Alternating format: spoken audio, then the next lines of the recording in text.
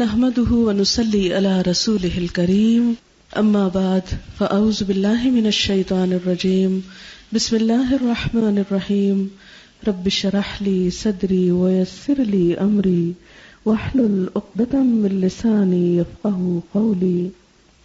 میں اپنی طرف سے، اپنے ادارے کی طرف سے، گزشتہ طالبات کی طرف سے، آج سے یہ گزشتہ ہیں، ان کی ٹیچرز کی طرف سے، سب کی طرف سے نئے آنے والوں کو خوش آمدید کہتی ہوں. اللہ کرے کہ آپ کا آنا، ہمارے ساتھ کچھ عرصے کے لیے رہنا اور پھر جدا ہونا، سب کچھ صرف اور صرف ایک اللہ کے لیے ہو جائے، اور اس راستے میں ہم جو بھی کوشش کریں وہ اس کو پسند آ جائے، کیونکہ اس دنیا میں اس نے ہمیں بھیجا ہے. یہ زمین جس پر ہم سب ہیں اس کی بنائی ہوئی ہے، اس پر پائی جانے والی ایک ایک نعمت اس کی دی ہوئی ہے. اس کائنات کی تخلیق میں، اس کی ڈیزائننگ میں، اس کی تکمیل میں، اس کو آگے چلانے میں، اسے قائم رکھنے میں کسی اور کا کوئی حصہ نہیں. سب کچھ اسی کے اذن سے ہوتا ہے، سب کچھ اسی کے دیے ملتا ہے. لہذا ہماری عبادتوں، ہماری محبتوں اور ہماری تمام چیزوں کا مقصود، منزل، مطلوب، اور جسے حقیقی معنوں میں اپنی ساری کوششوں سے خوش کیا جانا چاہیے، وہ بھی صرف وہ ہے. جب اس نے ہمیں سب کچھ دیا تو ہمارا سب کچھ بھی اسی کے لیے. اسی چیز کا حکم اس کائنات کے سب سے عظیم انسان محمد الرسول اللہ کو دیا گیا تھا. اللہ سبحانہ وتعالی نے فرمایا، قل ان صلاتي ونسكي ومحياي ومماتي لله رب العالمين لا شريك له وبذلك امرت وانا اول المسلمين. آپ کہہ دیجئے، بے شک میری نماز، میری قربانی، میرا جینا اور میرا مرنا سب کچھ اللہ رب العالمین کے لیے، اس کا کوئی شریک نہیں، کوئی شریک نہیں. اسی بات کا مجھے حکم دیا گیا اور میں سب سے پہلے اطاعت گزار ہوں، مسلمان ہوں. انا اول المسلمین. آپ کا یہ سفر اللہ کے راستے کا ایک سفر ہے، اللہ تعالی کی پہچان کا سفر ہے، اس سے ایک نئے اور خوشگوار تعلق کا سفر ہے، اس کی قربت کے احساس کا سفر ہے. کیونکہ جب انسان اپنے محسن کو پہچان لیتا ہے، اس کو پا لیتا ہے، تو زندگی کا رخ بدل جاتا ہے، خوشی اور غم کا معیار بدل جاتا ہے، اچھائی برائی کا معیار بدل جاتا ہے، دکھ اور سکھ کا معیار بدل جاتا ہے. ہر چیز کے بارے میں انسان کی سوچ، نقطہ نظر، اس کا خیال بدل جاتا ہے. قرآن کے ساتھ، اللہ کے دین کے ساتھ کا یہ سفر آپ کو زندگی کی ایک نئی پہچان دے گا، اپنی ذات کی بھی ایک نئی پہچان دے گا، جینے کا مقصد سمجھ آئے گا، جینے کا لطف آنے لگے گا. اور نہ صرف یہ کہ جینے کا، اس زندگی کا، اگر ہم اس دنیا سے رخصت ہونے تک اسی حال میں رہے تو مرنے کے بعد کا بھی. ہم سب جانتے ہیں کہ اس رب نے ہمیں بھیجا تو ضرور کسی مقصد کے لیے بھیجا ہوگا. وہ مقصد اس نے خود بتایا، وَمَا خَلَقْتُ الْجِنَّ وَالْإِنسَ إِلَّا لِيَعْبُدُونَ. میں نے جن اور انسانوں کو اس لیے پیدا کیا ہے کہ وہ میرے بندے بن جائیں، میری مخلوق، میرے بندے، میری عبادت کرنے والے. اور عبادت صرف یہ نہیں ہوتی کہ ہم نماز پڑھ لیں یا روزہ رکھ لیں یا قربانی کر لیں. عبادت ہوتی ہے اس زندگی کو اور اس زندگی میں ملنے والی نعمتوں، قوتوں، صلاحیتوں، ہر چیز کو اللہ کی مرضی کے مطابق استعمال کرنا، اس کی خوشی میں استعمال کرنا، اس کی ناراضگی میں نہیں. ان کاموں میں جن سے وہ راضی ہو جائے، ان میں نہیں جس سے وہ ناراض ہو. کیونکہ اگر وہ ناراض ہو گیا تو کیا ہوگا؟ پھر ہمارے لیے کوئی خوشی ہے؟ ذرا سوچیں ہم سب تھوڑی دیر کے لیے کہ اگر ہمارا رب ہم سے ناراض ہو گیا تو ہمارے لیے کیا بچا؟ کچھ بھی نہیں، کیونکہ ہم نے واپس ادھر جانا ہے نا، کوئی اور جگہ تو ہے نہیں چھپنے کی.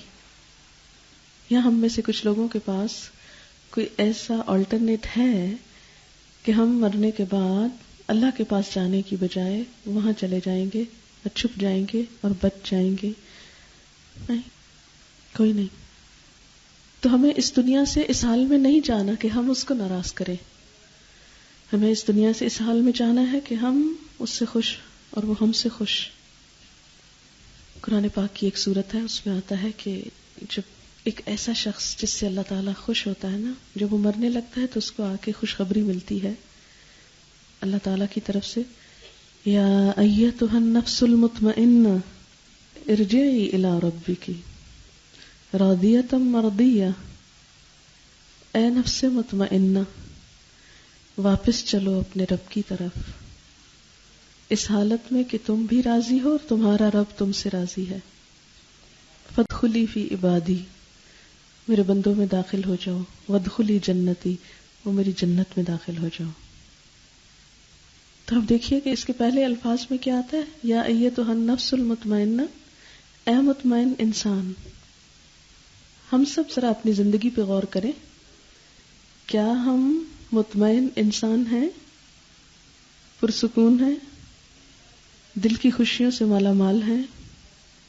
کسی بھی غم، بڑی سے بڑی بری خبر، تکلیف دہ سے تکلیف دہ حالت پر ہمارا ری ایکشن کیا ہوتا ہے؟ ہم کیسے بیہیو کرتے ہیں؟ کیا ہم اللہ کے فیصلوں پہ راضی ہوتے ہیں؟ کیونکہ زندگی میں اگر کچھ خوشی آتی ہے یا غم آتا ہے تو اللہ کا فیصلہ ہوتا ہے.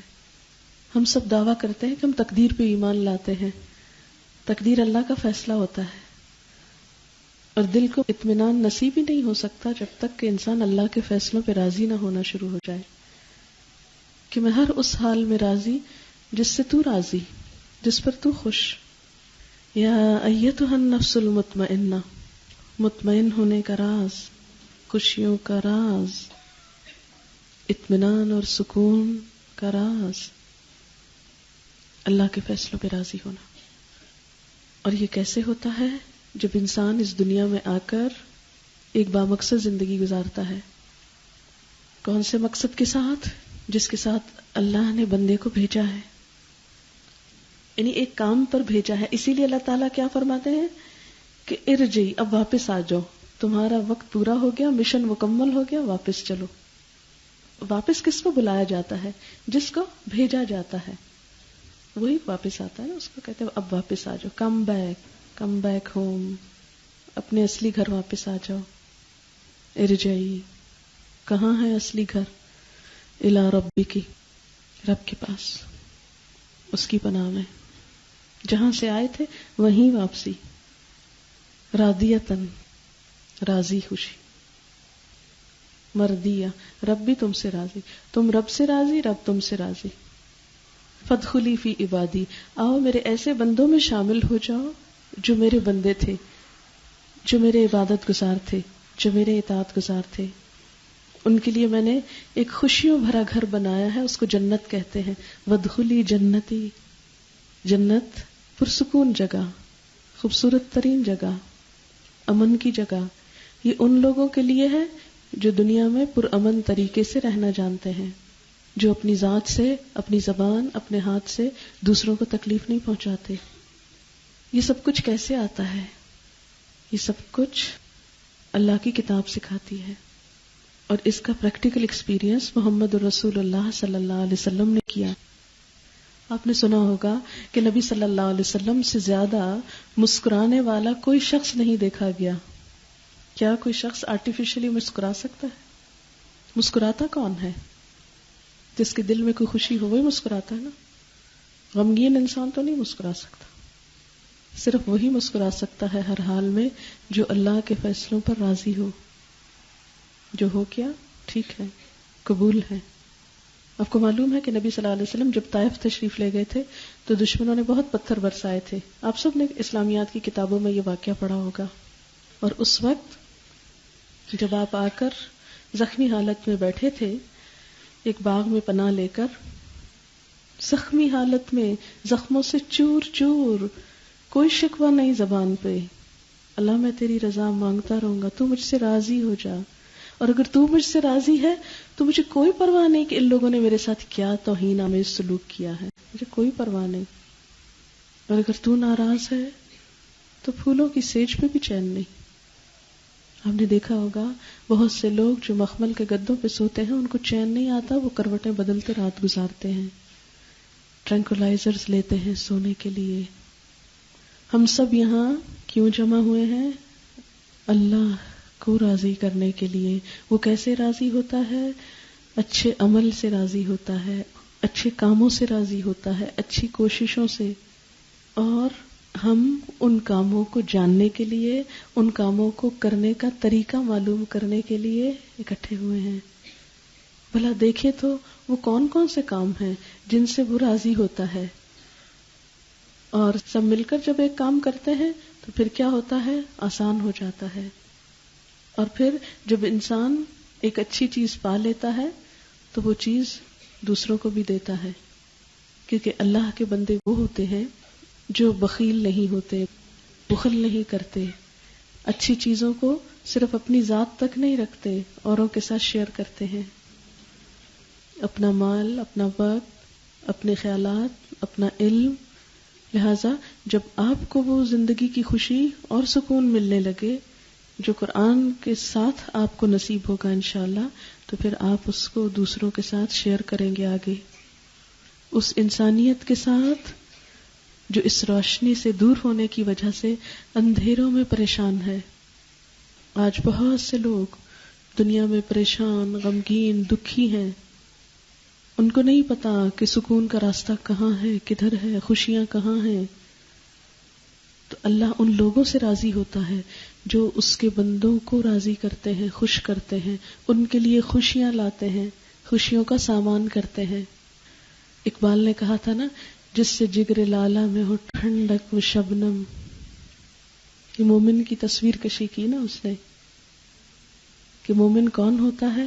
جس سے دوسروں کے دل ٹھنڈے ہوتے ہیں، جن سے مل کر آپ کو خوشی ہو، آپ پھر ملنا چاہیں، دوبارہ ان کے پاس جانا چاہیں۔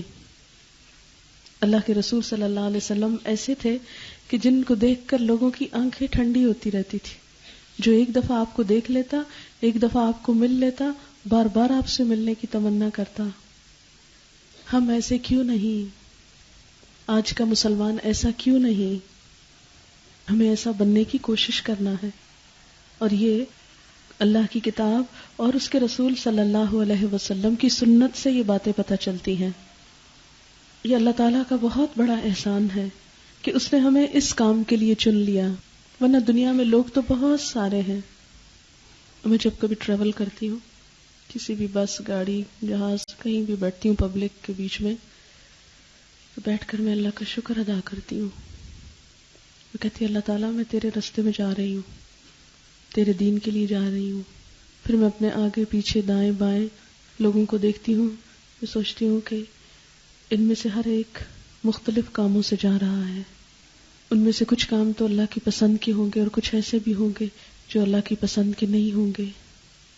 پھر میری آنکھوں سے آنسو آ جاتے ہیں کہ اللہ تیرا کتنا احسان ہے کہ تو نے مجھ جیسی حقیر بندی کو چنا اس بات کے لیے کہ میں تیرے راستے میں نکلوں۔ شاید کبھی آپ اپنے گھر سے آنے لگے گاڑی میں بیٹھ کر اللہ کی کتاب پڑھنے کے لیے، ہو سکتا ہے آپ کے دل میں بھی یہ خیال آئے، کسی ٹریفک لائٹ پہ رکے تو آپ دائیں بائیں دیکھیں، اور بعض اوقات اگر ٹریفک لائٹ پر کوئی غریب عورت ہاتھ میں بچہ اٹھائے، آ کے شیشہ نوک کرے، دل کٹ کے رہ جاتا ہے۔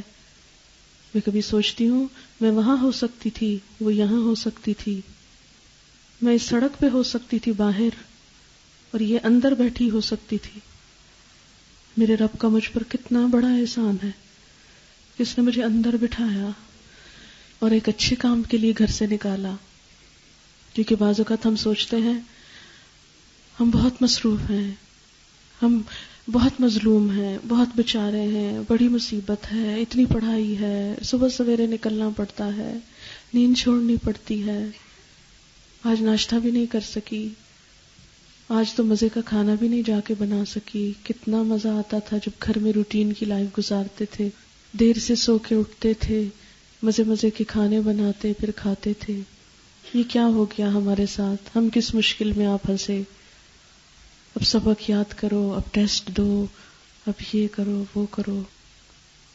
شیطان طرح طرح سے بہکاتا ہے انسان کو, لیکن اس وقت ایسی ہی کسی عورت کا سوچ لیا کریں کہ جس کے پاس گھر کی چھت نہیں ہے, جس کی جیب میں پیسے نہیں ہیں کہ جو جا کر کچھ خرید کے لائے, جس کے بچے کے لیے دوا نہیں ہے, جس کے لیے اسکول نہیں ہے, جس کو شاید کلمہ بھی نہ آتا ہو, جس کو شاید نماز بھی نہ آتی ہو. یہ تو میرے رب نے مجھ پر احسان کیا کہ میرا گھر سے نکلنا اور میرا سفر اپنے دین کے لیے کر لیا, اپنی کتاب کے لیے. کیونکہ ایک حدیث مبارکہ میں آتا ہے, من یرد اللہ بہ خیرا یفقہہ فی الدین, اللہ جس کے ساتھ بھلائی کا ارادہ کرتا ہے اس کو دین کی سمجھ دیتا ہے. یہ جو دین کی سمجھ انشاءاللہ آپ کو ملنے والی ہے 1 سال میں قرآن کے ذریعے, یہ سب اللہ کا احسان ہے. اس پر کبھی بھی پچھتائیں نہیں کہ ہم نے کیا چھوڑا. وہ سب کچھ بہت چھوٹا ہے جو ہم نے چھوڑا, اور وہ بہت بڑی نعمت ہے جو ہم نے پائی. کیونکہ یہ کی ہے, دین کا علم ایک کی ہے جس سے نیکی کرنے کے طریقے پتہ چلتے ہیں, جس سے لازوال خوشیاں نصیب ہوتی ہیں.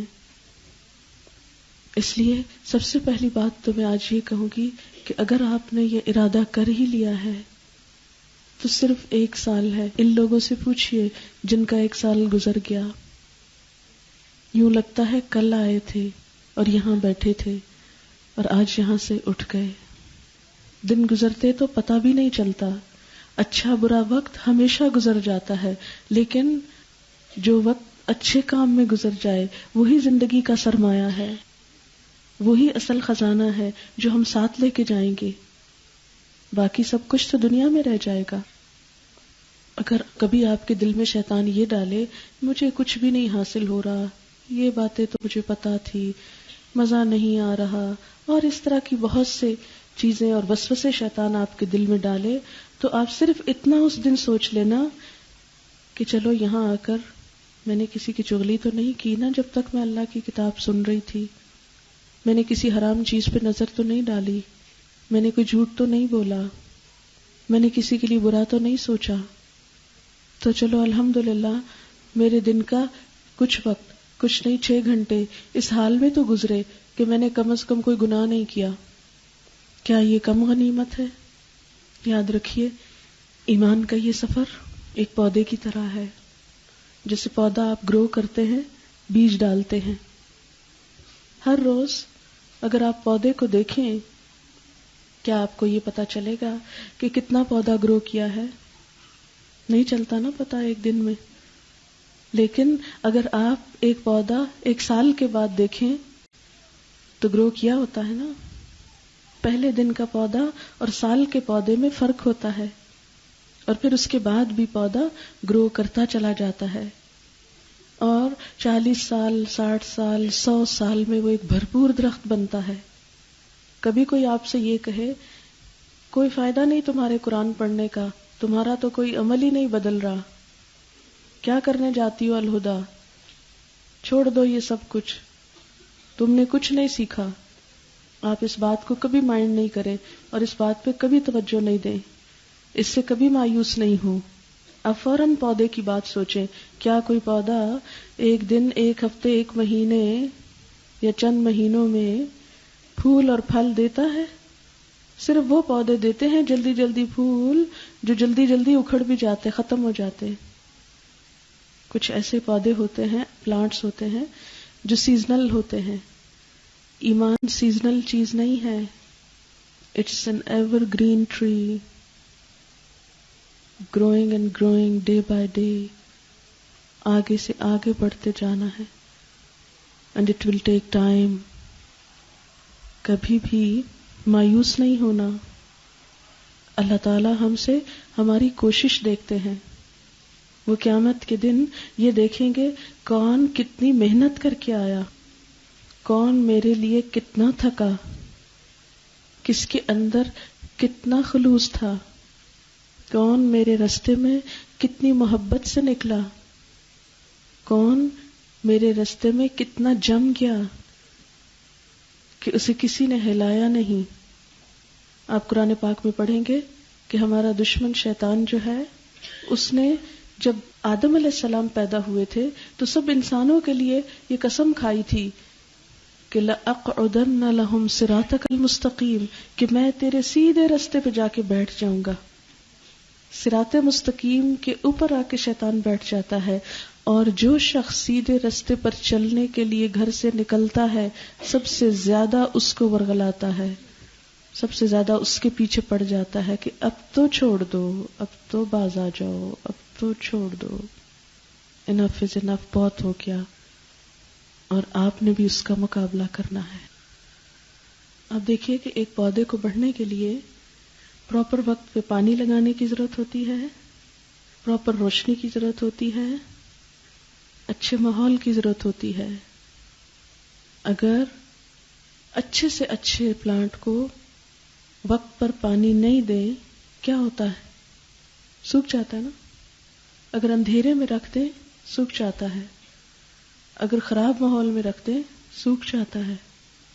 آج آپ اپنے دل میں علم کا جو درخت لگا رہے ہیں، جو بیج ڈال رہے ہیں، جو گرو کرے گا آگے جا کر، اس کو ہر چیز پراپر مقدار میں دیتے جانا ہے، اور اس کے لیے استاد کی رہنمائی چاہیے ہوتی ہے۔ جو پلانٹ خود بڑھتا ہے وہ شرب ہوتا ہے، خوبصورت پلانٹ وہ ہوتا ہے جو کسی باغ میں لگتا ہے اور اس کے اوپر مالی ہوتا ہے۔ مالی وقت پہ پانی دیتا ہے نا، مالی یہ خیال کرتا ہے کہ اس پودے کے اوپر کوئی اور چیز تو نہیں آ گئی، مالی اس کی کٹنگ کرتا ہے، گرومنگ کرتا ہے، اس کی زمین کو جھاڑتا ہے، صاف کرتا ہے۔ تو یہاں پر آپ کے جو استاد ہوں گے، آپ کی جو کیئر کرنے والے ہیں، ان کی بات بھی آپ کو ماننی ہے۔ اگر کبھی مالی پانی دینے کے لیے آئے اور پودا یہ کہے تم روز کیوں پانی دیتے ہو، پھر وہ کہے مجھے دھوپ لگ رہی ہے، میری چھاؤں دے دو، پھر وہ کہے میری شاخ کاٹنے لگے ہو، مجھے درد ہوتی ہے، نہیں میں نہیں کاٹنے دوں گا، تو وہ پودا کبھی خوبصورت نہیں بن سکتا۔ استاد کبھی سختی کرتا ہے، کبھی اس کی بات پنچ کرتی ہے، کاٹتی ہے انسان کو، کبھی ڈانٹ پڑتی ہے، کبھی پانی ملتا ہے۔ تو یہ ساری چیزیں ضروری ہوتی ہیں، تب جا کے پودا بنتا ہے، پھول آتے ہیں۔ کبھی وہ سپورٹ بنتا ہے جب ننھی ننھی شاخیں ہوتی ہیں۔ تو اس لیے اپنے ٹیچرز کی باتوں کا برا نہیں ماننا۔ اگر کوئی اور کہے بھی، بعض اوقات ایسا ہوتا ہے کہ ٹیچر ایک اسٹوڈنٹ کو تھوڑا ڈانٹ دیتا ہے تو سارے اسٹوڈنٹس اس کو اور اسپائل کرتے ہیں، دیکھو اس نے تمہاری انسلٹ کر دی، اب تم اس کے لیے یہ کرو وہ کرو، وہ تو تمہیں بالکل لائک نہیں کرتے۔ استاد ایک ماں کی طرح ہوتا ہے، ماں اپنے بچے کو پیار بھی کرتی ہے، کبھی ڈانٹتی بھی ہے، کبھی کسی چیز کے کھانے سے روکتی بھی نہیں، اور نہیں سویٹس کھا سکتے، اور یہ تو تم کو ضرور کھانا ہے، میں تم کو جانے نہیں دوں گی جب تک یہ کھاؤ گے نہیں۔ تو ان چیزوں میں اپنے استاد کی بات ماننی ہے، اپنے آپ کو سبمٹ کرنا ہے، تب آپ کو صحیح فائدہ ہوگا۔ پھر استاد بھی ایک انسان ہوتا ہے، اس سے بھی کوئی غلطی ہو سکتی ہے، کوئی کمی بیشی ہو سکتی ہے۔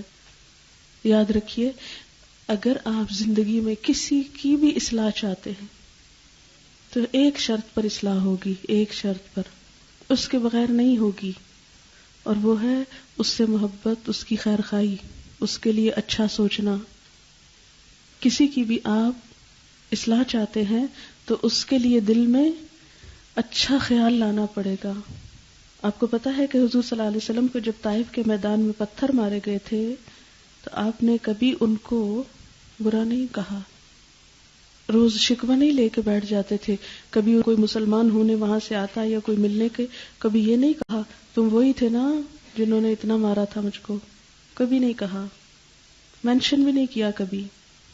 جب حضرت جبریل علیہ السلام نے آ کر کہا تھا کہ آپ کہیں تو ان کو 2 پہاڑوں کے درمیان پیس دوں، آپ نے فرمایا نہیں، شاید ان کے بچوں میں کوئی مسلمان ہو جائے۔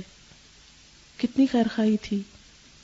اگر آپ اپنے استادوں کی بھی اصلاح چاہتے ہیں، اپنی کلاس فیلوز کی، کلیگز کی جو آپ کے ساتھ بیٹھتی ہیں، تو اگر آپ نفرت سے بات کریں گے آپ کی بات افیکٹو نہیں ہوگی. آپ ان سے خیر خواہی رکھ کے فوراً اپنی نیت کا جائزہ لیں, اچھا دل میں لا کے پھر آپ بات کریں. آپ دیکھیں وہ ٹھیک ہو جائے گا, وہ معاملہ حل ہو جائے گا. نبی صلی اللہ علیہ وسلم اپنے دشمنوں کے لیے بھی اچھا سوچتے تھے, اور یہ تو سب اپنے مسلمان بہن بھائی ہیں. یہ جن کے پاس آ کے روز آپ بیٹھیں کی یہ آپ کی مسلمان بہنیں ہیں.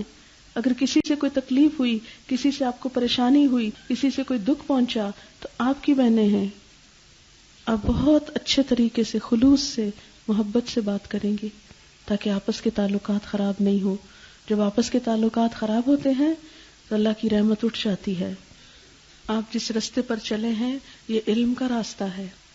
علم ہوتا ہے کسی چیز کو جاننا, اس حد تک جاننا کہ اس کی حقیقت معلوم ہو جائے, کسی چیز کی حقیقت معلوم کرنا. تو دین کا علم کیا ہے کہ دین کی حقیقت اور اس کی روح معلوم کرنا. صرف ریچولز اور اوپر اوپر سے رٹنا نہیں, اس کی روح. علم والوں کا اللہ کی نظر میں بہت بڑا مقام ہے. قرآن پاک میں اللہ تعالیٰ فرماتے ہیں قُلْ هَلْ يَسْتَوِي الَّذِينَ يَعْلَمُونَ وَالَّذِينَ لَا يَعْلَمُونَ. آپ پوچھئے کیا کبھی برابر ہو سکتے ہیں علم والے اور جاہل لوگ, لا علم لوگ؟ نہیں برابر.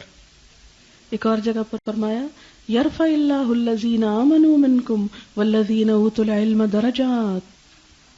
اللہ تعالیٰ ان کے جو تم میں سے ایمان لے آئے اور جن کو علم دیا گیا درجات بلند فرمائے گا. علم والوں کے درجے بلند ہوں گے. ابن عباس کہتے ہیں, ان سے روایت ہے کہ ایک درجہ دوسرے سے اتنا اونچا ہوگا کہ جیسے یہاں سے ستارے نظر آتے ہیں, اتنے اونچے چلے جائیں گے علم والے. کیونکہ علم کا سفر صبر کا سفر ہے. صبر, سواد بیرے. جس کے پاس یہ 3 حرف نہیں ہوں گے وہ صحیح معنوں میں سیکھ نہیں سکتا. اللہ کی صحیح خشیت علم والوں کے دل میں ہی آتی ہے.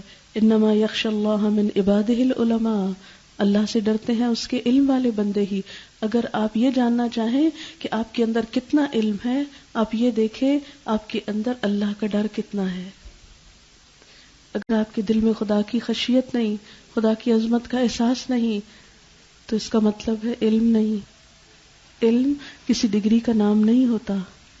اسلام میں علم وہ ہوتا ہے جو انسان کی پرسنالٹی کو چینج کرتا ہے, اس کو ایک ڈفرینٹ پرسن بناتا ہے, اس کے دل میں اپنے رب کی بڑائی کا احساس پیدا کر دیتا ہے.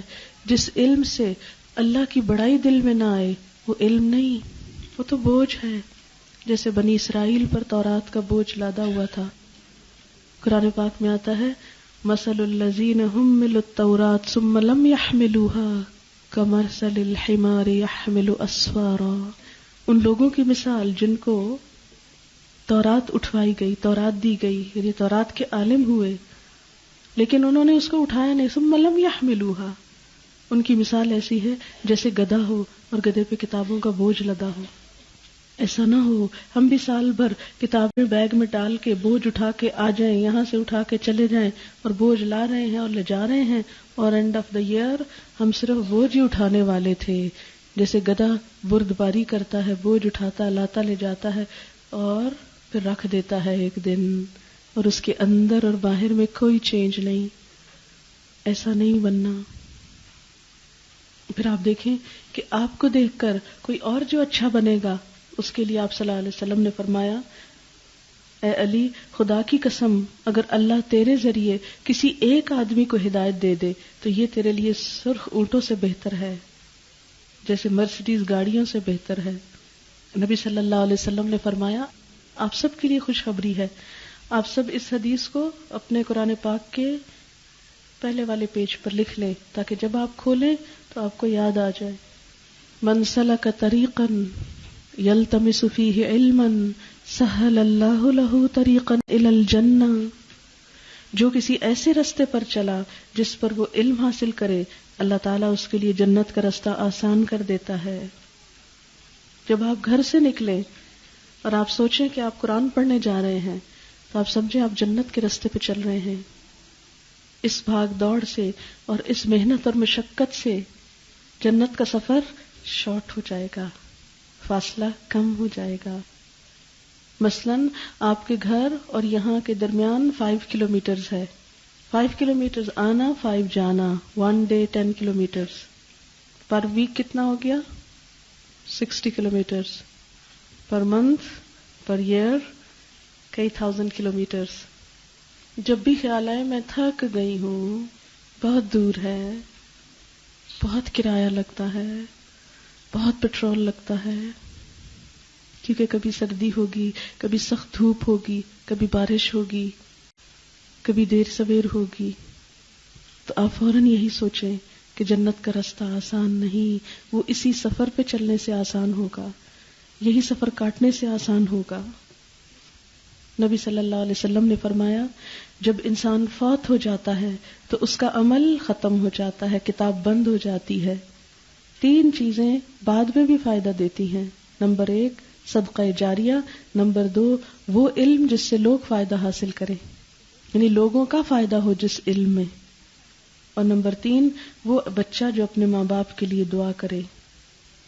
نبی صلی اللہ علیہ وسلم نے یہ بھی فرمایا الدنیا ملونۃ ملعون ما فیہا الا ذکر اللہ وما والاہ وعالما او متعلما.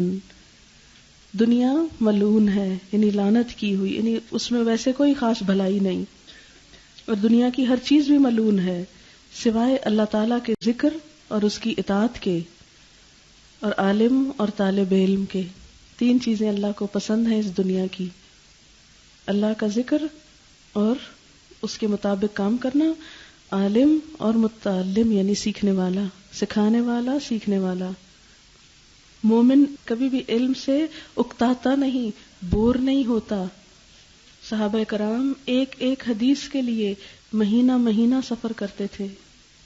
ایک حدیث سننے کی خاطر ایک شخص مدینہ سے دمشق گیا حضرت ابو الدرداء کے پاس، اور صرف ایک حدیث سن کے واپس آ گیا. ہم تو پورا قرآن پڑھیں گے انشاءاللہ اس سال میں. تو ایک دور وہ تھا کہ لوگ کئی 100 میل صرف کس لیے گزارتے تھے؟ چل کے جاتے تھے ایک بات سیکھنے کے لیے، کیونکہ اس زمانے میں علم کا بہت چرچا نہیں تھا نا، تھوڑا تھوڑا ہوتا تھا، کہ جہاں جہاں جاتے تھوڑا تھوڑا ہی ملتا تھا. اور بعض اوقات یہ وجہ ہوتی تھی کہ اس صحابی نے وہ حدیث ڈائریکٹ حضور صلی اللہ علیہ وسلم سے سنی ہوتی تھی، تو ان سے سننے کے لیے، کیونکہ اس شخص کی ویلیو بہت تھی جس نے حضور صلی اللہ علیہ وسلم سے بات سنی تھی، اور پھر وہ جو ان سے قریب تر، پھر ان سے قریب تر. حضرت جابر بن عبداللہ 1 مہینے کی مسافت طے کر کے شام سے حدیث سننے کے لیے نکلے. حضرت ابو ایوب انصاری 1 ماہ سفر کر کے مصر پہنچے. حضرت ابو ایوب انصاری کا معلوم ہے آپ کو، جن کے گھر پہ خود حضور صلی اللہ علیہ وسلم جا کر رہے تھے. لیکن چونکہ ہر شخص ہر وقت آپ کے ساتھ نہیں ہوتا تھا، تو انہیں پتا چلا کہ فلاں صحابی کے پاس جو اس وقت مصر میں ہے ایک ایسی حدیث ہے جو انہوں نے ڈائریکٹ آپ سے سنی ہے. تو وہ مہینہ بھر سفر کر کے مصر پہنچے. اس زمانے میں جہاز اور کاریں نہیں ہوتی تھی، اور ایک حدیث سن کے واپس آ گئے. امام زہری نے 45 ایئرز علم کے لیے سفر کیا. 45 ایئرز ایک جگہ سے دوسری جگہ جاتے، وہاں سیکھتے، پھر کہیں اور، وہاں سیکھتے، پھر کہیں اور اس طرح ان کی زندگی کے 45 ایئرز گزر گئے. امام زہری. ابو حاتم الرازی 1000 فرسخ یعنی 5000 کلومیٹر سفر پیدل کیا، بائی فٹ. کوئی جہاز، کوئی سواری، کچھ بھی نہیں تھا. 5000 کلومیٹرز. آپ میں سے ہو سکتا ہے کچھ اوورسیز اسٹوڈنٹس ہوں جو دوسرے ملک سے آئے ہوں، مگر میرے خیال میں سب جہاز سے ہی آئے ہیں، کوئی پیدل نہیں آیا. مگر پہلے زمانے میں لوگ اتنا سفر پیدل بھی جانے کو تیار ہوتے تھے کہ ہمیں کچھ باتیں پتہ چل جائیں. قرآن پاک میں اللہ تعالیٰ حضور صلی اللہ علیہ وسلم کو فرماتے ہیں قل رب زدنی علما، آپ کہیے اے اللہ مجھے زیادہ علم دے، میرے علم میں اضافہ فرما، میرا علم زیادہ کر دے. کس کو کہا جا رہا ہے؟ حضور صلی اللہ علیہ وسلم کو. حالانکہ آپ کون ہیں؟ نبی ہیں جن کی براہ راست اللہ تعالیٰ سے بات ہوئی. ان کو اللہ تعالیٰ فرما رہے ہیں قل رب زدنی علما، آپ کہیے اللہ میرا علم زیادہ کر دے، اور چاہیے اور چاہیے اور چاہیے، دعا مانگیے اس کے لیے. پھر ہم دیکھتے ہیں کہ ایک ایک شخص جو علم سکھاتا تھا، اس کے پاس جب مسلمانوں کی ترقی کا دور تھا، ہزاروں اسٹوڈنٹس ایک وقت میں ہوتے تھے. ابھی دیکھ کے شاید آپ کو لگ رہا ہو بہت اسٹوڈنٹ ہیں، نہیں، بہت نہیں ہیں. حضرت ابو ہریرہ کے درس کے حلقے میں 800 لوگ شریک ہوتے تھے. ابن سیرین کوفہ گئے تو یہاں 4000 طالب علم تھے. مدینہ میں ابو زناد کے ساتھ 300 طلبہ رہتے، وہ جہاں سفر کرتے ساتھ جاتے. 300 کا قافلہ، جیسے پورا جہاز چارٹر کر کے کوئی جائے. اسی طرح علی بن عاصم کے درس میں 30,000 طلبہ شریک ہوتے. اتنے پیاس تھی عام مسلمانوں میں علم سیکھنے کی. آج ہم تو اور کاموں میں لگ گئے. ایک ایک شخص سینکڑوں لوگوں سے سیکھتا تھا. عبداللہ بن مبارک 1100 لوگوں سے انہوں نے زندگی میں علم حاصل کیا. ہمارے استاد تو شاید 100 تک بھی مشکل سے پہنچے، کیونکہ ہم تھوڑا سا کہیں سے سیکھ لیتے ہیں نا، پھر کہتے ہیں ہم کو تو سب کچھ آ گیا ہے، اور کیا سیکھنا ہے، کتابیں بھی نہیں پڑھتے. آپ سب نے پروسپیکٹس پڑھا تھا، اس کے شروع میں ایک آیت لکھی ہوئی تھی. کس نے پڑھی تھی وہ؟ اس آیت کا مطلب کیا ہے؟ اس کا مطلب یہ ہے کہ ضروری نہیں کہ سارے مسلمان جہاد کے لیے نکل کھڑے ہوں. کچھ تو ایسے ہونے چاہیے جو علم کے لیے نکلیں اور دین میں سمجھ بوجھ پیدا کریں، اور پھر گھر واپس جا کر اوروں کو بھی سمجھائیں تاکہ وہ بھی بچ جائیں. کس سے؟ برے انجام سے. تو اس ادارے کی بنیاد اس چیز پر ہے کہ یہاں جمع ہوں، سیکھیں اور واپس جا کر جہاں بھی آپ ہوں کچھ نہ کچھ سکھائیں. تو پہلے دن سے ہی آپ کا گول واضح ہونا چاہیے. آپ یہاں صرف اپنے لیے نہیں سیکھیں گے، بلکہ اس لیے سیکھیں گے کہ دوسروں کو بھی فائدہ پہنچائیں. اس ادارے کا نام جیسا کہ آپ جانتے ہیں الہدا ہے. یہ نام بس اتنا ہی ہے جیسے آپ میں سے کسی کا نام مثلاً ساجدہ، خالدہ ہو سکتا ہے. آپ نے اپنا نام کیوں رکھا؟ پہچان کے لیے. اسی طرح آپ کی فیملی نیم ہوگا ایک، وہ کیوں رکھا؟ کہ پتہ چلے کہ آپ کس فیملی سے ہیں، پہچان کے لیے. نام ایک دوسرے کو پہچاننے کے لیے ہوتے ہیں. اگر کوئی آپ سے پوچھے آپ کہاں پڑھتے ہیں تو آپ کو کوئی نام بتانا پڑے گا، لیکن اس سے زیادہ آپ آگے بڑھ کر یہ نہیں سوچیں گے کہ نام ہی اصل چیز ہے اور آپ اس جگہ پر آ رہے ہیں اور یہاں آ جانا ہی آپ کی کامیابی یا جنت میں جانے کی ضمانت ہے. ایسی کوئی بات نہیں ہے. ٹھیک ہے؟ یہ پہچان کے لیے، جیسے گھروں کے نام ہوتے ہیں نا، گھر کے باہر بورڈ لگا ہوتا ہے، نام لکھا ہوتا ہے گھر کا، آشیانہ مثلاً، تو اسی طرح یہ ایک پہچان ہے. لیکن یہاں ہر شخص کو اپنی کوشش خود کرنی پڑتی ہے. اچھا، اس کا یہ نام کیوں رکھا گیا؟ الہدا لفظ کا مطلب ہے دا گائیڈنس، رہنمائی، اور ال جو اس پر لگا ہے اس کا مطلب ہے خاص قسم کی رہنمائی. یعنی ہر چیز کی رہنمائی نہیں، خاص بات کی رہنمائی. اور وہ خاص بات کیا ہے؟ اللہ کی ذات، اس کی طرف رہنمائی. اور اس کا جو لفظی مطلب ہوتا ہے، لغوی مطلب ہوتا ہے کسی کو محبت اور شفقت کے ساتھ راستہ دکھانا. سختی سے نہیں، محبت سے راستہ دکھانا. اب یہ تو آپ کو یہ دوسرے بچے بتائیں گے کہ ان کو محبت سے راستہ ملا کہ کسی اور چیز سے ملا، اور ملا بھی کہ نہیں ملا. الحمدللہ، سب تعریف اللہ کے لیے. اچھا، تو یہ نام رکھا گیا تھا کچھ سال پہلے. میں تھوڑی سی ہسٹری بتا دیتی ہوں آپ کو، کیونکہ نبی صلی اللہ علیہ وسلم کا ایک فرمان ہے جس کے مطابق یہ کہ جب تم پہلی دفعہ کسی سے ملو تو ایک دوسرے کا تعارف حاصل کرو. اس سے ایک دوسرے سے محبت پیدا ہوتی ہے، اور جو کام محبت کے ساتھ کیا جائے وہ آسان ہو جاتا ہے. محبت چیزوں کو آسان بنا دیتی ہے. اگر میں آپ مجھ سے محبت کرتے ہیں تو ہم سب کا اکٹھا ہونا اور اس مشکل کام کو کر لینا آسان ہو جائے گا. آپ نے دیکھا ہوگا کہ اگر آپ کبھی ٹریول کر رہے ہوں اور آپ کے ساتھ آپ کی کوئی بہت عزیز دوست، بہن، خالہ، کوئی ایسا انسان بیٹھا ہو کہ جس سے آپ محبت کرتے ہیں، وہ سفر کیسے گزرتا ہے؟ کیا دل چاہتا ہے؟ آپ لوگ بتائیں، کیا دل چاہتا ہے؟ یہ سفر ختم ہی نہ ہو. لیکن اگر آپ کے ساتھ کسی وقت کوئی ایسا شخص بیٹھ جائے جس کا موڈ آف ہو، جس کا منہ بنا ہوا ہو، جو غصے سے آپ کو دیکھ رہا ہو، تو آپ کا کیا دل چاہتا ہے؟ میں یہ سیٹ چھوڑ کے کہیں اور چلی جاؤں. ایسا ہی ہوتا ہے نا. محبت زندگی کو خوشگوار بنا دیتی ہے، مشکل کاموں کو آسان کر دیتی ہے.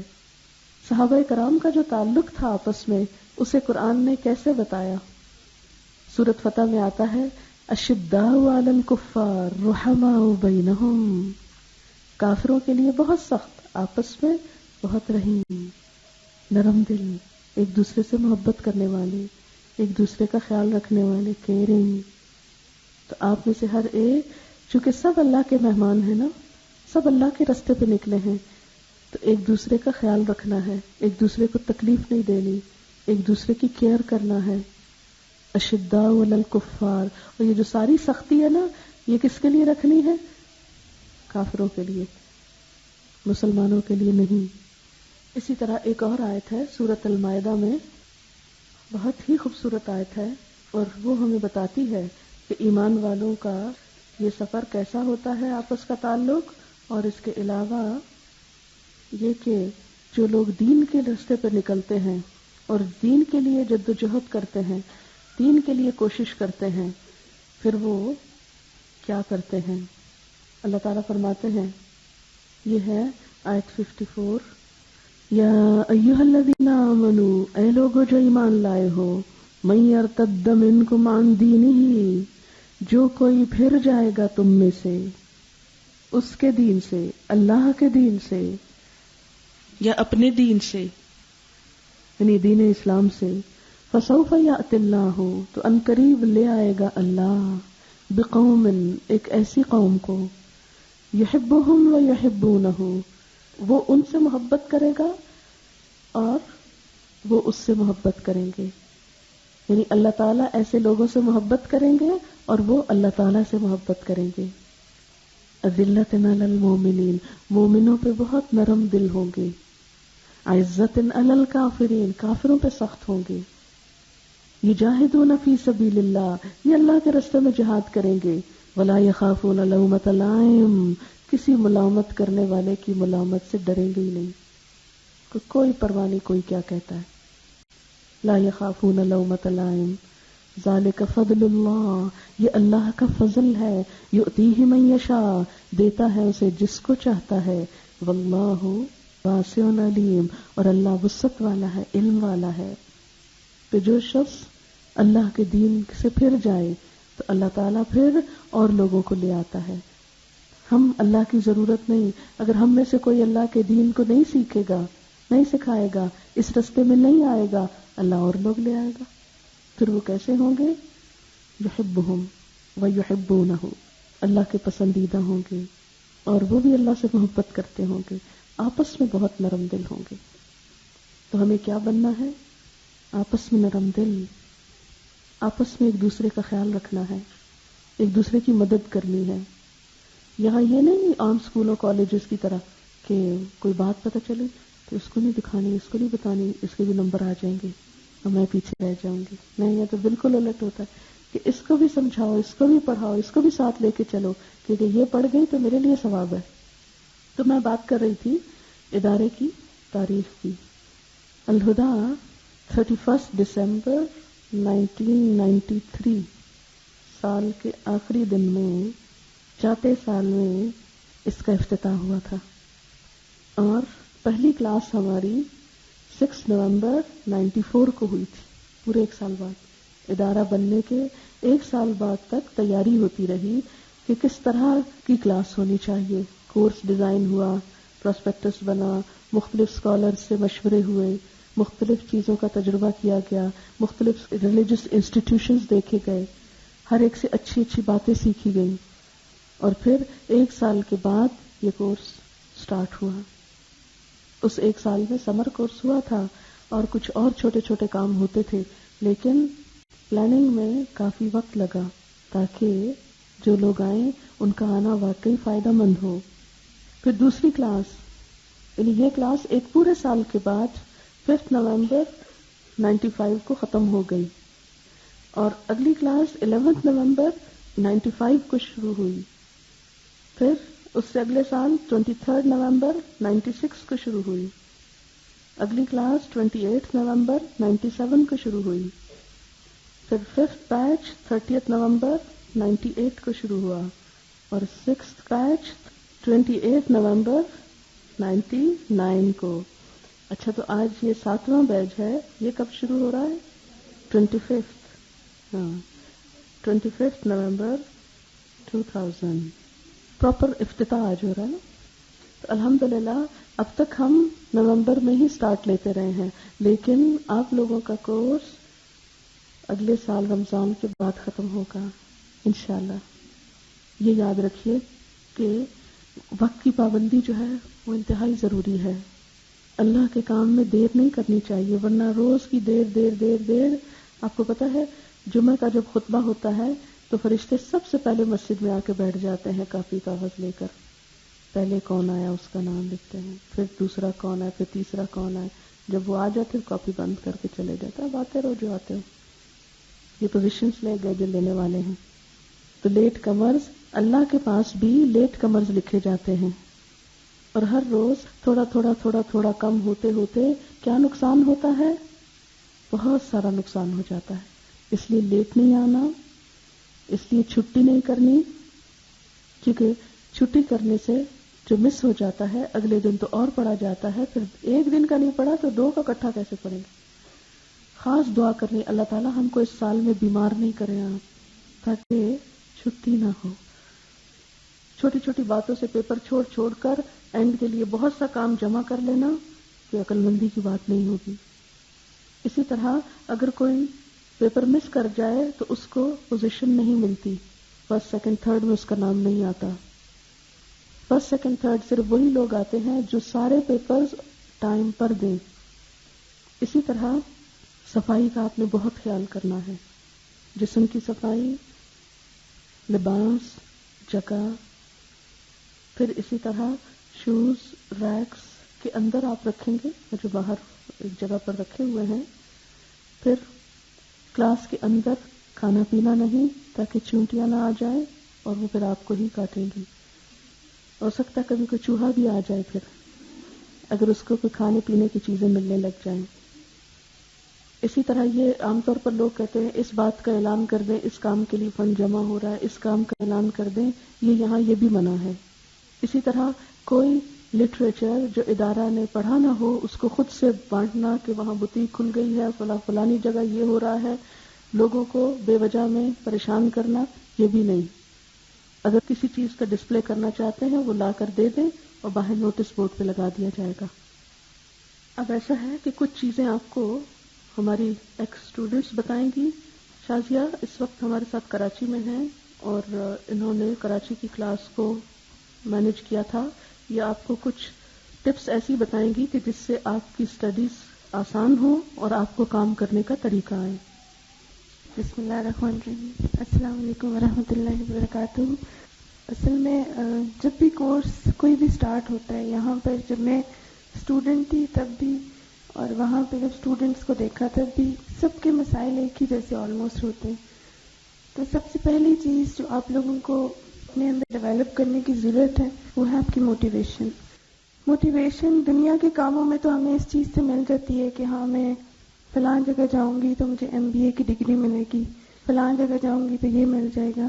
لیکن یہاں پہ موٹیویشن آپ کو اگر اجر ذہن میں رکھیں گے تو ملے گا. مثلا شروع میں آپ کو کہا جائے گا کہ 10 دفعہ سبق یاد کرنا ہے، اور اس وقت ہر کوئی یہ سوچتا ہے اف اتنی دفعہ سبق یاد کرنا ہے، اتنا زیادہ رکوع، یہ میں کیسے یاد کروں گی، میں نے کبھی کیا نہیں.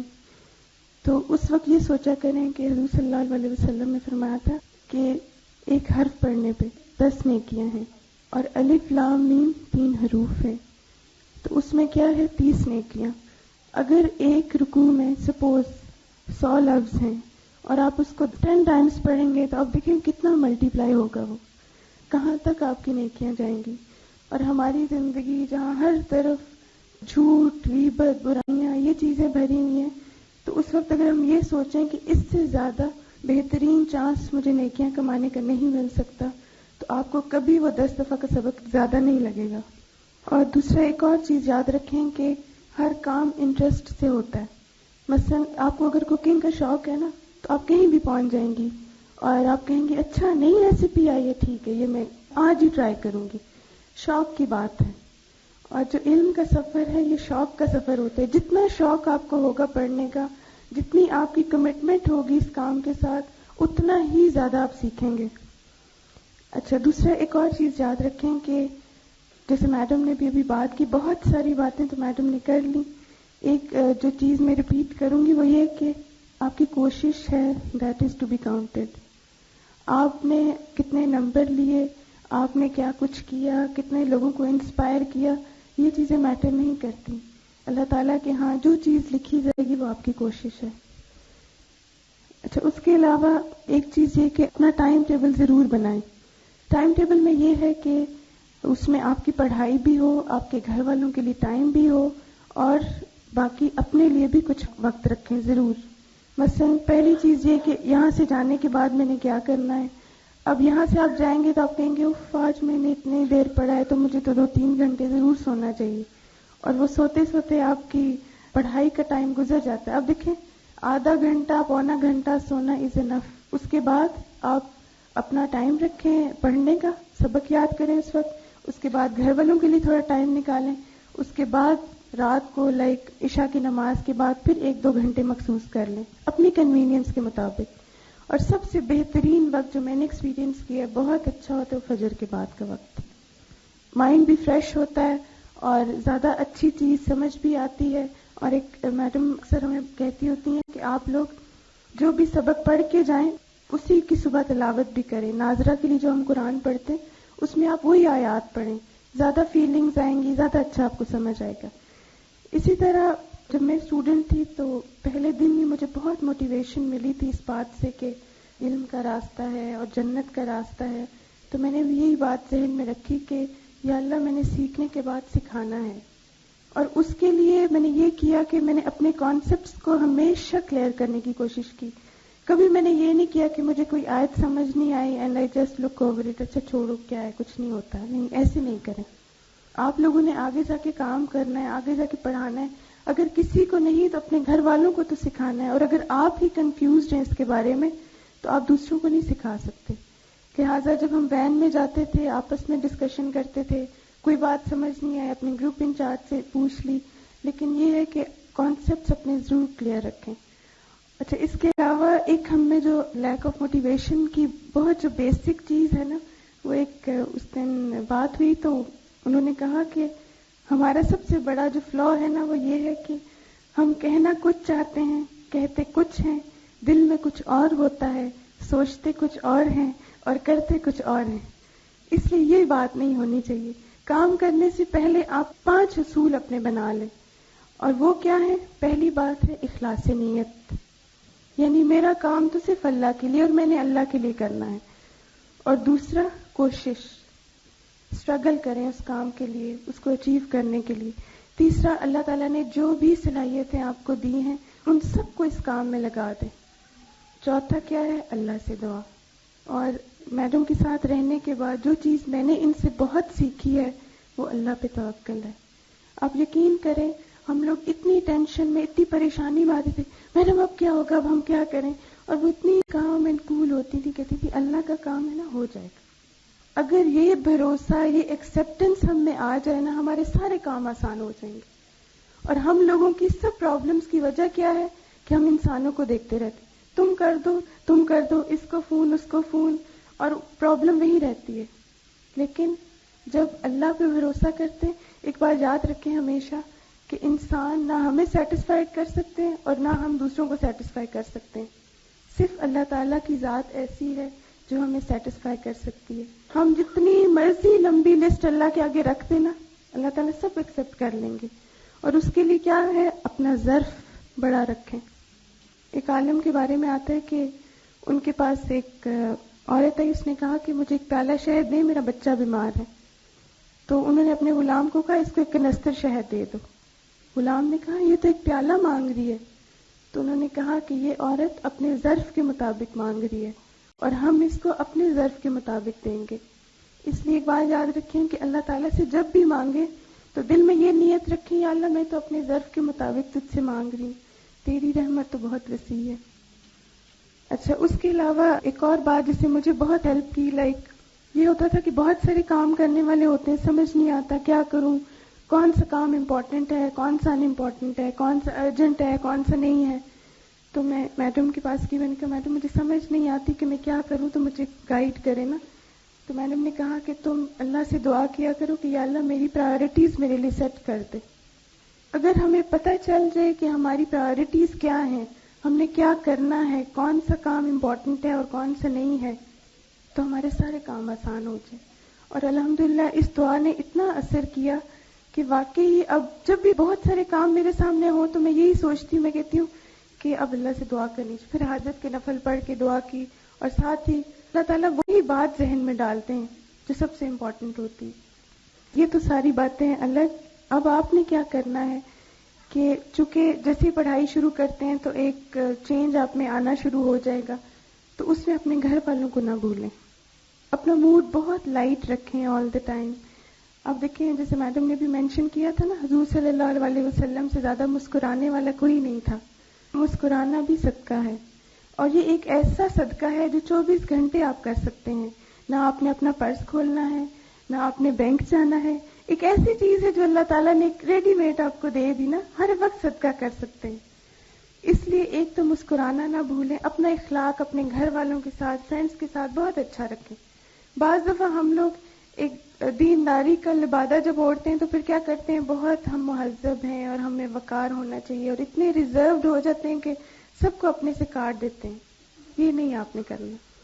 اور اس میں جیسے ابھی میڈم نے کہا نا کہ مائنڈ نہیں کرنا آپ نے کسی چیز کو بھی, تو مجھے یاد ایک دفعہ میڈم نے حضرت ابراہیم کے بارے میں پڑھا رہی تھی, تو اس میں وہ تھا کہ انہوں نے جا کے ان کے بت توڑ دیے, اور بعد میں ان لوگوں نے بہت باتیں کی, ہم اس کو آگ میں پھینک دیں گے سارا کچھ.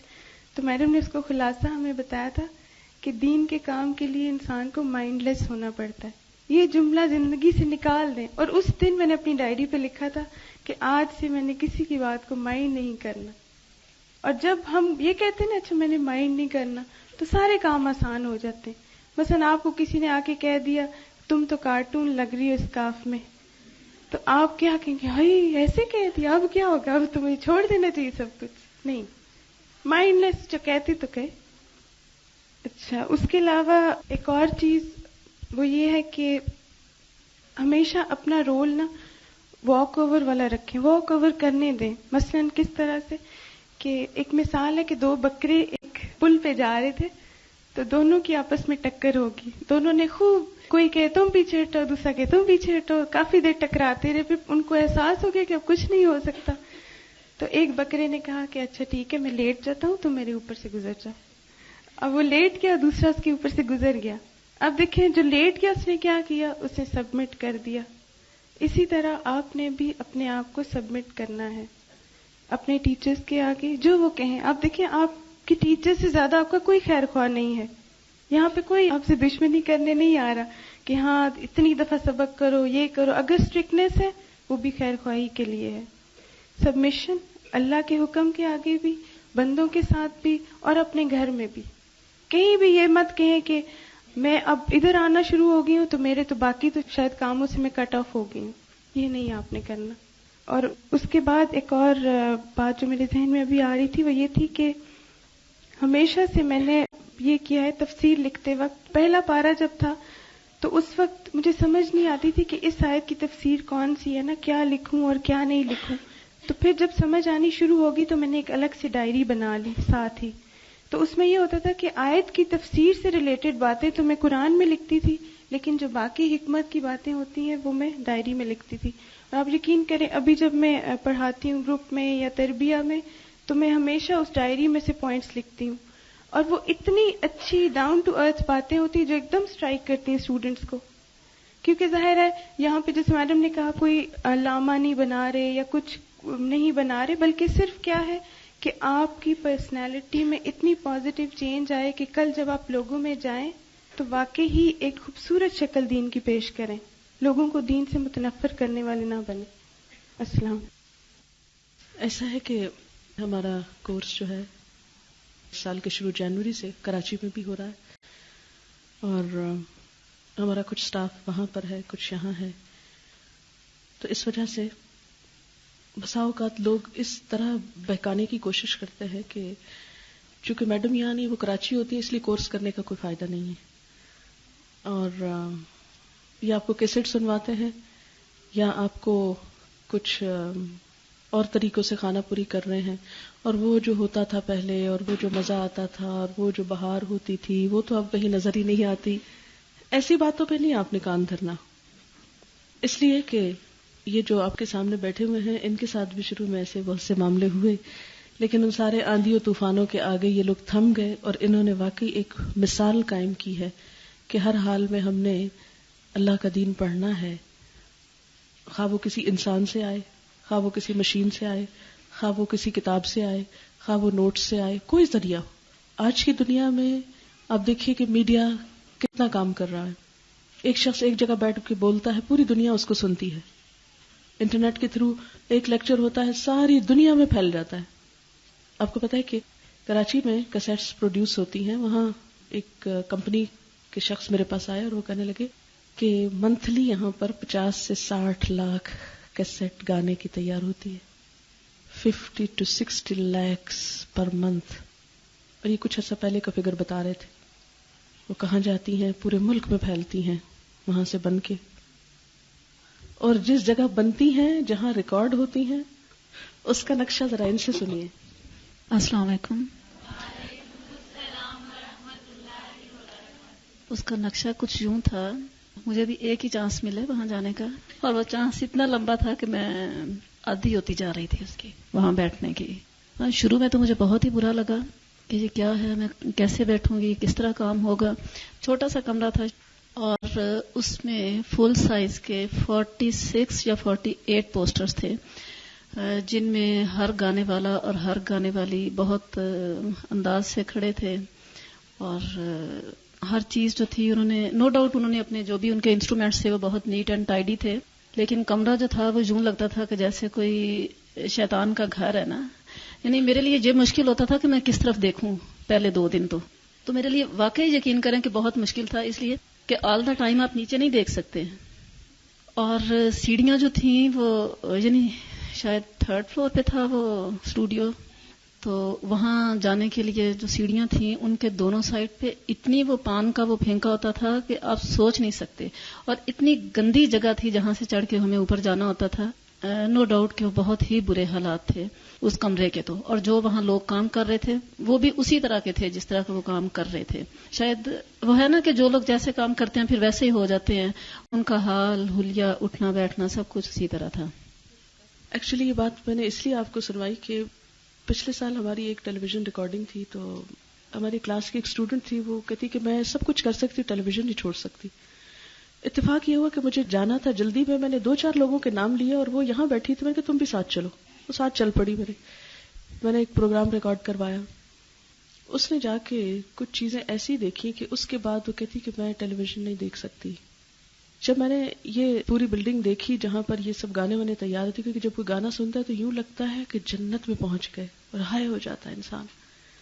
تو میں سوچ رہی تھی کہ میں اپنے کبھی اسٹوڈنٹس کو اس جگہ کا ٹرپ کرواؤں تو ان کو پتہ چلے کہ وہ کتنے بڑے دھوکے میں ہیں. لیکن اس کے باوجود ہماری قوم ایڈکٹ ہے، شر کے لیے ہر چیز استعمال ہو رہی ہے، ہر چیز جس کا مثلاً اگر آپ دن میں 100 گانے بھی سنیں تو اینڈ آف دا ڈے آپ نے کیا لرن کیا، آپ کی پرسنالٹی میں کیا پازیٹیو چینج آیا، آپ کی نیکیوں میں کتنا اضافہ ہوا، آپ کے کتنے گناہ معاف ہوئے، آپ کو اللہ کا کتنا قرب نصیب ہوا. لیکن یہی چیز اگر قرآن یا درس یا تدریس کیسٹ پر ہو تو ہم کہتے بور ہو رہے ہیں، مزہ نہیں آ رہا. جب تک شخص سامنے نہ ہو ہم سن نہیں سکتے. تو سلمہ سے میں یہ کہوں گی کہ وہ اپنا ایکسپیرینس بتائیں اس سال کا کہ انہوں نے کیا کیا. بسم اللہ الرحمن الرحیم. السلام علیکم.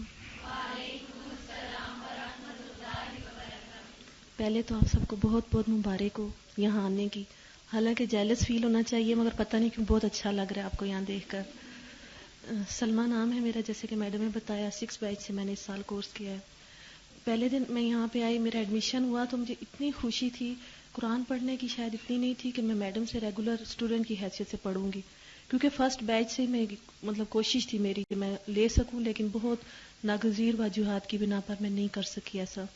لیکن جب یہاں آئی تو پہلے دن ہی سننے کو سرگوشیاں ملیں کہ میڈم تو کراچی جا رہی ہیں, تو مجھے بہت مایوسی ہوئی, بہت دکھ ہوا کہ یہ کیا ہو گیا. اس سال تو میڈم کو جانا نہیں چاہیے کیونکہ اس سال تو میں کورس کر رہی ہوں, کیونکہ میں تو خود اپنی نظر میں خود کو کہہ رہی تھی کہ بھئی میں بہت بڑا کام شاید میں ہی کر رہی ہوں. لیکن پھر میڈم چلی گئی. جانے سے پہلے بڑی ہمیں نصیحت ہے کہ یہ اچھی اچھی باتیں بتائیں, آپ کی طرح ہم نے بھی بڑے غور سے سنی. ہمیں نہیں پتا تھا بعد میں کیا ہوگا, لیکن جب میڈم چلی گئی تو بس اب دل و دماغ پہ ایک ہی بات تھی کہ نہیں یہ کیسے ہو سکتا ہے, میڈم کے بغیر تو ہم پڑھ ہی نہیں سکتے, ہمیں تو سمجھ بھی نہیں آئے گا. بالکل اس طرح ہو رہا تھا جیسے کسی چھوٹے بچے کا دودھ چھڑوا دیا جائے تو وہ مچلتا ہے کہ نہیں اب ہم نے کچھ نہیں کھانا, اب یہی کھائیں گے, کیونکہ کوئی اور لذت منہ کو لگی ہی نہیں ہوتی. ہم نے بھی قرآن کبھی کسی سے سنا ہی نہیں تھا, ہمیں کیا پتا کیا لذت ہوتی ہے. لیکن جب میڈم گئی تو مایوسی ہوئی کہ شاید اب ہم شاید کر ہی نہیں سکیں گے. لیکن اللہ کا شکر ہے, اللہ کا لاکھ لاکھ شکر ہے کہ اس نے ہمیں استقامت دی. اور پھر سب سے بڑی بات یہ کہ ہمارے اساتذہ کا بہت شکریہ کہ انہوں نے ہمیں اتنی مشکل وقت میں ہینڈل کیا. جہاں ہم نئے تھے یہ بھی بالکل نئے تھے, میڈم کے بغیر انہوں نے بھی شاید پہلے سال ہی اکیلے ہمیں سنبھالا, اور اتنی کوتاہیوں کے باوجود, اور کافی سرکش کلاس تھی, اس کو انہوں نے بڑے اچھے طریقے سے ہینڈل کیا اور بہت خیر خواہی کے ساتھ, محبت کے ساتھ زخمی لوگوں کو سنبھالا. تو ہم لوگوں نے بھی شروع میں جو مایوسیاں ہوئی وہ میں آپ کے ساتھ اس لیے شیئر کرنا چاہتی ہوں کہ آپ کو بھی وہی ہوں گی. ہم نے آپ کے حصے کی ٹھوکریں کھا لی ہیں اور راستے کے کانٹے بھی چن دیے ہیں, راستہ صاف ہے. تو اب میں آپ کو بتا دیتی ہوں کہ آپ نے کیسا چلنا ہے. کچھ بھی نہیں ہوتا.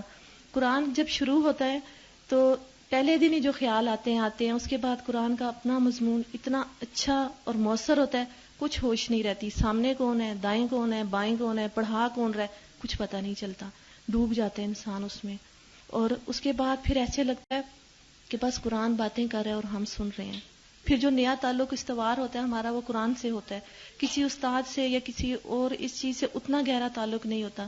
یہ تو شاید اللہ تعالیٰ ہماری نیتیں خالص کرنا چاہتا تھا, ورنہ آج اس سال اس وقت میں اس لیے رو رہی ہوتی کہ میں میڈم سے دور ہو رہی ہوں.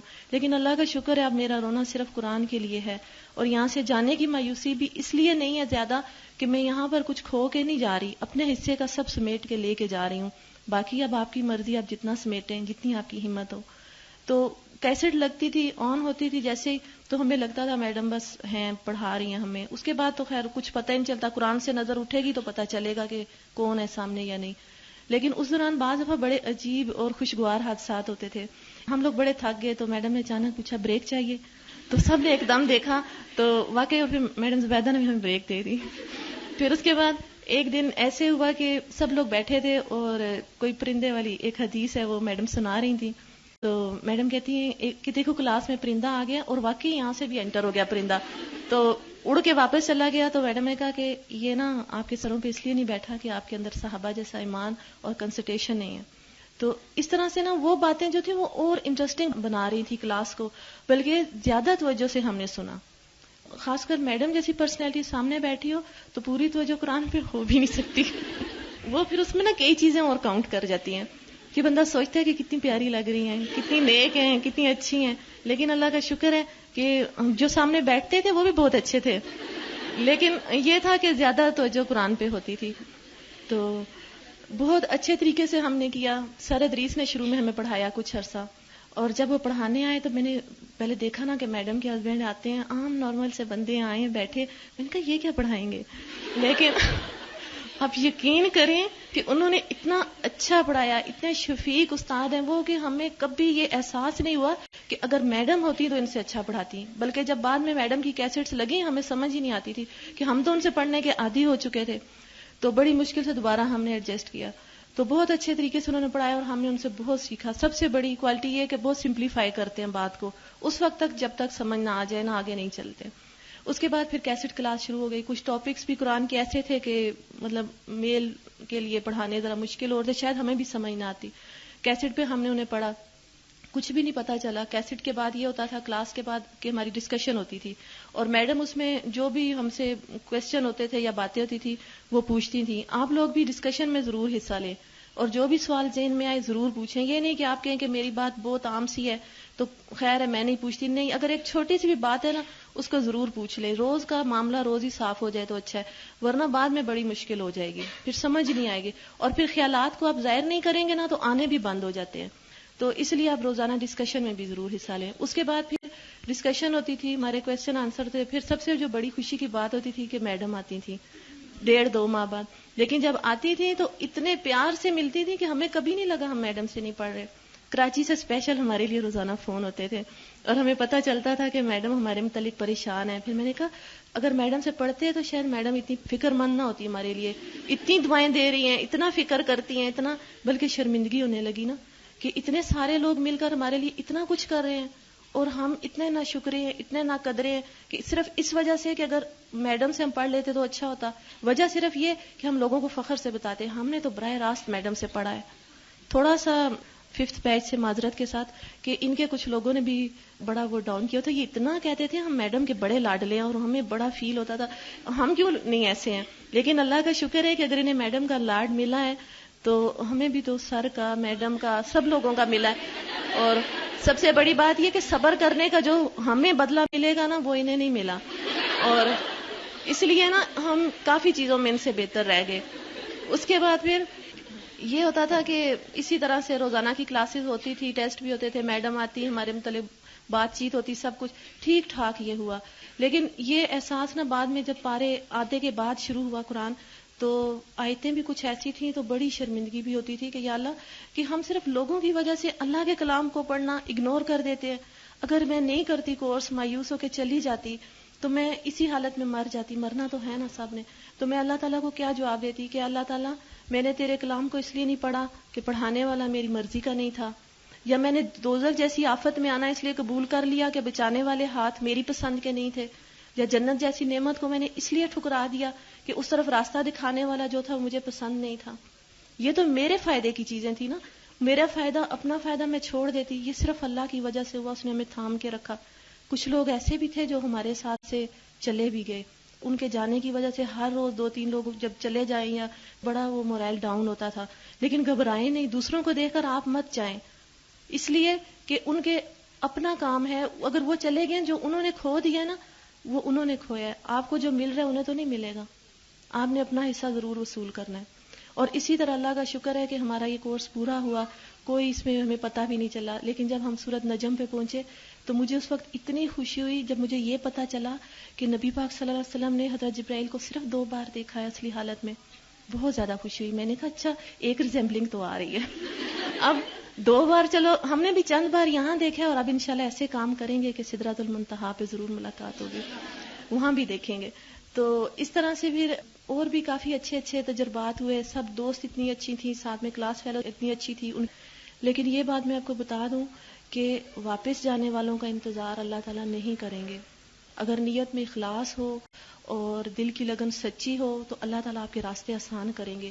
نہ صرف آسان کریں گے بلکہ آپ کو چن لیں گے. اور چناؤ ایک بار ہوتا ہے, بار بار نہیں. سیٹ ختم ہو گئی تو چلی گئی, پھر نئے لوگ آئیں گے. کیونکہ اللہ تعالیٰ فرماتے ہیں وَإِن تَتَوَلَّوْا يَسْتَبْدِلْ قَوْمًا غَيْرَكُمْ ثُمَّ لَا يَكُونُوا أَمْثَالَكُمْ. اور اگر تم پھر جاؤ گے تو تمہارے بدلے اور لوگ لے آئے گا, پھر وہ تم جیسے نہیں ہوں گے, تم سے بہت اچھے ہوں گے, قدردان ہوں گے. اللہ کا شکر ہے ہمارے جگہ اور لوگ آئے ہیں لیکن ہم لوٹنے والوں میں سے نہیں ہیں, آگے جانے والوں میں سے ہیں. السلام علیکم. رفت کا السلام علیکم. بسم اللہ الرحمن الرحیم. میں سلمہ بھاجی کی طرح اچھا نہیں بول سکتی, باتیں بھی ذرا سے سادی ہوں گی اور مختصر. قرآن پڑھتے ہوئے بہت سی آیات ایسی آئیں نا جنہوں نے جھنجھوڑ ڈالا, دل لرز گئے نا. اور انہی میں سے ایک آیت سورۃ توبہ کی آیت نمبر 111, اعوذ باللہ من الشیطان الرجیم, بسم اللہ الرحمن الرحیم.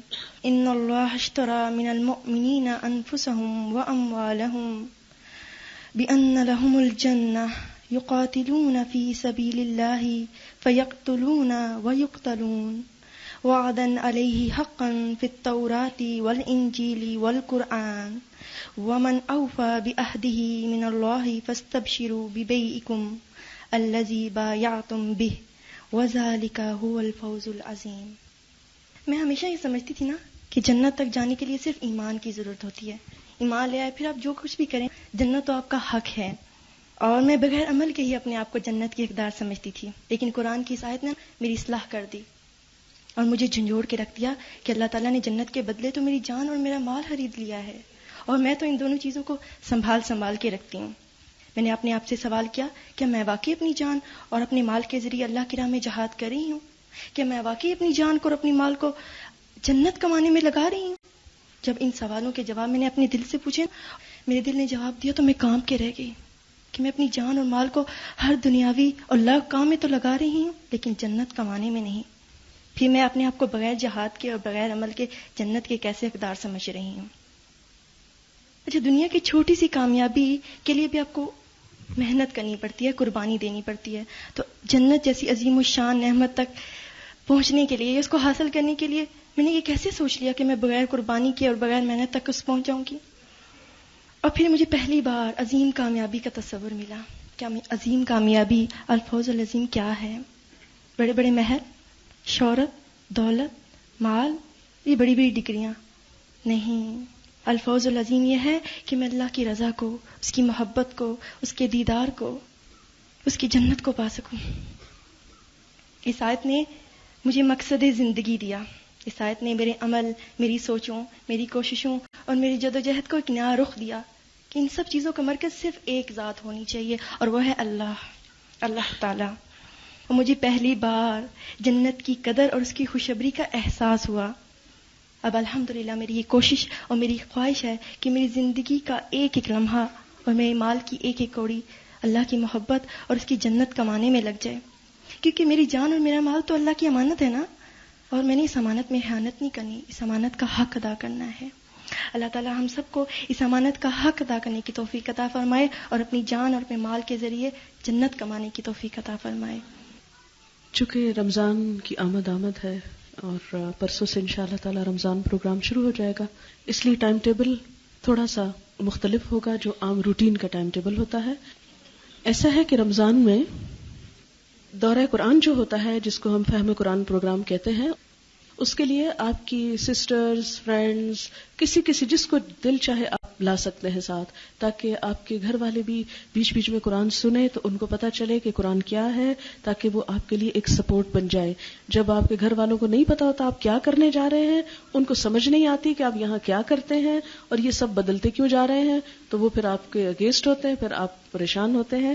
تو ان کو بھی بہلا کے کسی نہ کسی طرح کچھ نہ کچھ قرآن رمضان میں ضرور سنوا دیں. انشاءاللہ اس سے آپ کو ایک سپورٹ مل جائے گی گھر کے اندر. آپ سے میں دعاؤں کی بھی درخواست کروں گی، اور رمضان تو ہے ہی دعاؤں کا مہینہ. اپنے لیے، استادوں کے لیے، والدین، رشتہ داروں، سب مسلمانوں کے لیے، دنیا آخرت کے لیے خوب آپ نے دعائیں کرنی ہیں، اور یہ کہ اللہ تعالیٰ آپ کے لیے اس منزل کو آسان کر دے. اور اگلے سال جب آپ سے ملاقات ہو نومبر میں تو آپ اسی طرح ہنستے کھیلتے اور فریش نظر آئیں. ظاہر ہے جب منزل پار ہو جاتی ہے تو انسان کو پچھلی تکلیف بھول جاتی ہے. یاد رکھیے کہ اللہ کے راستے میں ایک ایک قدم پہ اجر ہے، ایک کانٹا بھی چبھتا ہے اس کا بھی اجر ہوتا ہے. کسی بھی چیز پہ پریشان نہیں ہونا، آپے سے باہر نہیں ہونا، اور بس قدم سے قدم ملا کے چلتے جانا ہے حتیٰ کہ منزل آ جائے. ٹھیک؟ اور کوئی آپ کے کویسچنز ہوں، کوئی آپ کی پریشانیاں ہوں تو ایسا نہیں پکڑ کے انچارج کو یا اس کو کھڑے ہو جائیں. آپ سجیشن باکس کثرت سے یوز کریں، جو دل میں آئے لکھیں، نام لکھیں اپنا اور اس میں ڈال دیں، تاکہ آپ کے انچارج ان کو گھر لے جائیں اور گھر لے جا کے خوب آرام سے پڑھ کے پھر آپ کو جواب دیں. کیونکہ اگر 50 لوگ بھی ایک دن میں ان سے ملنا چاہیں گے اور اپنا مسئلہ بیان کریں گے تو آپ کے لیے ایک ہوگا، آپ میں سے ہر ایک کے لیے ایک، اور ان کے لیے 50 ہو جائے گا. وہ ایگزاسٹ ہو جائیں گی اور پھر پڑھا نہیں پائیں گی، کام مشکل ہو جائے گا. تو ان کی ہیلپ کیجیے، اور انشاءاللہ آپ کی گروپ انچارجز بھی آپ کو سپورٹ کریں گی. اللہ تعالیٰ آپ سب کا حامی و ناصر ہو. سبحانک اللہم و بحمدک نشہد ان لا الہ الا انت نستغفرک و نتوب الیک.